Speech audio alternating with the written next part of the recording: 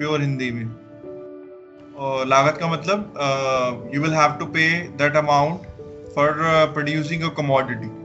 एक अभी तक हमने पिछले चैप्टर में प्रोडक्ट का बारे में पढ़ा। प्रोडक्ट में क्या हमें मिलता है? आउटपुट। क्या मिलता है? आउटपुट। और तूने पढ़ा प्रोडक्शन फंक्शन में पढ़ा कि अगर तेरे को आउटपुट चाहिए तो फंक्शन ऑफ ऑल इनपुट्स, ठीक है ना? इनपुट्स, अब इनपुट में क्या क्या आ सकता है? इनपुट में रॉ मटेरियल आता है, लेबर आती है,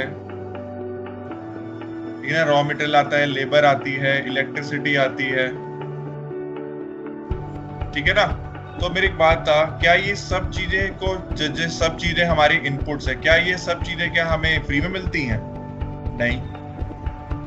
अब एक आउटपुट को क्रिएट करने के लिए, आउटपुट मतलब प्रोडक्ट को क्रिएट करने के लिए, प्रोडक्ट को मैन्युफैक्चर करने के लिए we need to have so much of raw material. हमें बहुत सारे रॉ मटेरियल्स की जरूरत पड़ती है, बहुत सारे इनपुट्स की जरूरत पड़ती है।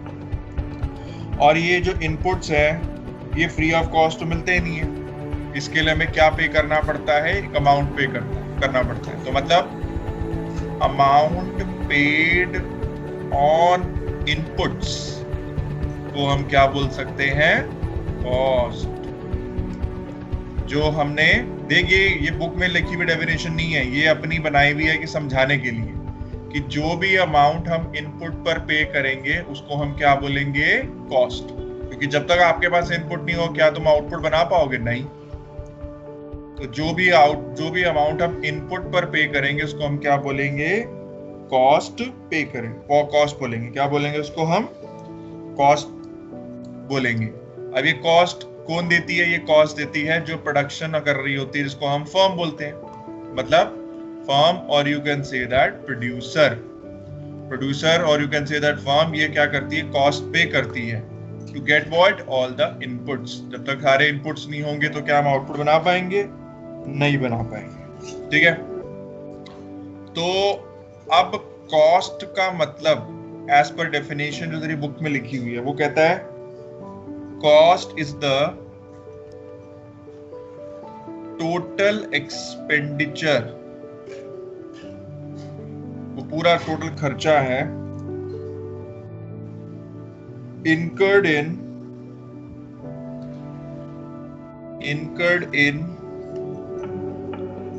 producing a commodity।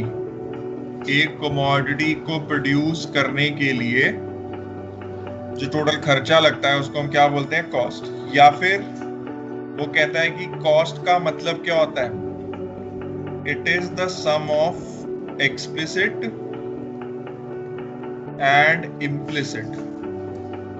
Explicit and implicit मतलब आप एक्सप्लिसिट कॉस्ट और इम्प्लिसिट कॉस्ट को प्लस कर दो तो आपको क्या मिल जाएगी? Total cost. क्या मिल जाएगी? टोटल कॉस्ट मिल जाएगी। क्या मिल जाएगी? Total cost. सर अब एक्सप्लिसिट कॉस्ट क्या होती है? बेटा एक्सप्लिसिट कॉस्ट वो कॉस्ट होती है जो हम बाहर वालों को पे करते हैं, which is pay to the outsider. Ex का मतलब ही हो गया बाहर, एक्सप्लिसिट का मतलब it is the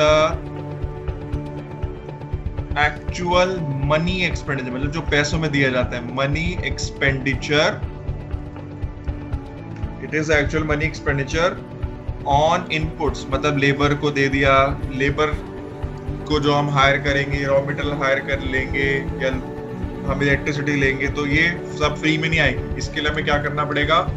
money expenditure क्या करना पड़ेगा? पे करना पड़ेगा ऑन इनपुट्स। और क्या कह सकते हैं? Payment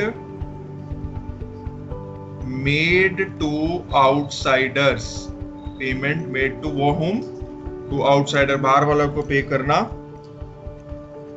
for their factor services, मतलब फैक्टर्स ऑफ प्रोडक्शन या फैक्टर सर्विसेज को हायर करने के लिए, फैक्टर सर्विसेज को हायर करने के लिए। और यू कैन से दैट कि इनपुट्स को प्रोक्योर करने के लिए हम जो कॉस्ट आउटसाइडर को पे करते हैं उसको हम कौन सी कॉस्ट बोलते हैं?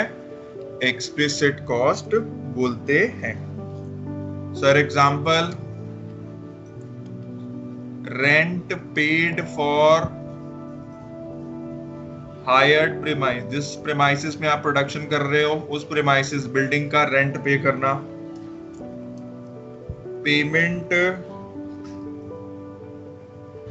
मेड फॉर या payment for raw material.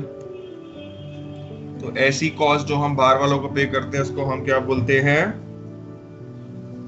Explicit cost. ऐसी कॉस्ट को हम क्या बोलते हैं? एक्सप्लिसिट कॉस्ट बोलते हैं। अब ऐसी कॉस्ट भी होती हैं जो कॉस्ट हमें आउटसाइडर को नहीं पे करनी, पर वो भी एक कॉस्ट मानी जाती है, वो भी एक कॉस्ट मानी जाती है, इसलिए इसको इम्प्लिसिट है। इसको बाहर वालों को नहीं पे करना। ये क्या करना है? ये कॉस्ट उसको पे करनी है जो ये हमें सारी सर्विसेज सप्लाई करता है, मतलब ओनर। तो ध्यान से देखिए जरा, इट इज द एस्टिमेटेड। देख एस्टिमेटेड है, हमें हम एग्जैक्टली पता नहीं कर सकते कितनी होगी, पर जबकि जो बाहर वालों को पे करना होगा, जो बाहर वालों को पे करना होगा हमें पता होगा, इसलिए वहां पर वर्ड आया एक्चुअल, और यहां पर जो वर्ड आया वो क्या आया? Estimated. Estimated value of inputs. किसकी estimated value of inputs? Supplied by the owner. जो कौन देता है? By the owner, including is normal profit, जो वो प्रॉफिट अर्न करेगा।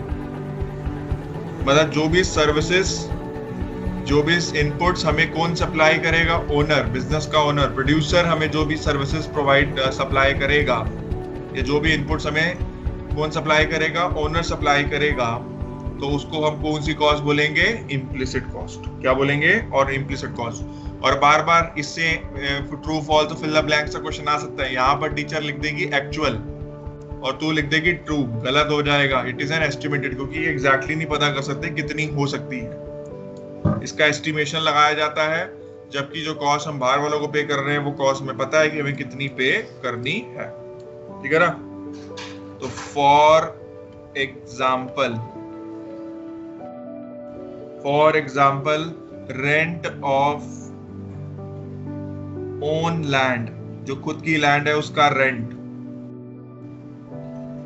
और जो लैंड खुद की, मतलब जो उसकी खुद की प्रॉपर्टी है, प्रीमाइसेस उसने हायर नहीं करी, उसकी खुद की प्रॉपर्टी पे जो उसको ओनर ऑक्यूपाइड रेंट होता है, ओनर ऑक्यूपाइड हाउस पर जो एस्टिमेटेड वैल्यू ऑफ रेंट होगा वो माना जाएगा।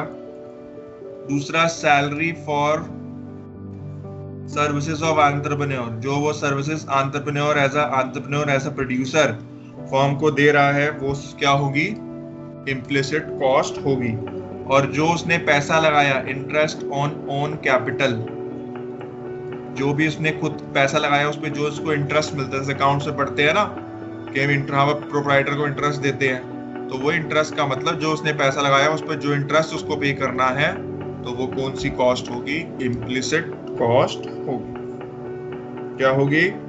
Implicit cost. तो जो कॉस्ट हम बाहर वालों को पे कर रहे हैं वो कॉस्ट क्या होगी? एक्सप्लिसिट कॉस्ट, और वो एक्चुअल होगी। और जो कॉस्ट हमें उसको पे करनी है जो हमें सर्विस प्रोवाइड कर रहा है, वो पर्सन कौन होगा? That person is called a owner. उसको क्या बोलेंगे हम? ओनर बोलेंगे। तो वो जो कॉस्ट हम उसको पे करेंगे वो कौन सी कॉस्ट होगी?